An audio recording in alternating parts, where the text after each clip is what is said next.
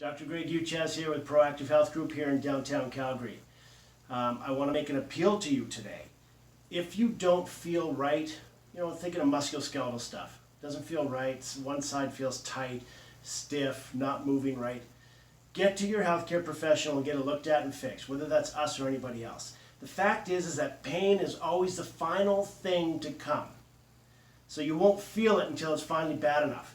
Like the first symptom of whether you have cancer, weight loss, fatigue, pain's the final stage. Heart disease, pain's the final stage when you have a heart attack. With all of these chronic injuries, pain is the final stage. Come on, you've had this a long time before you finally get pain. So that's number one. Get to your healthcare professional if you're not feeling right. Two, pain's the first thing to go away. So when you're with your healthcare professional and the pain starts to go away, it's not fixed.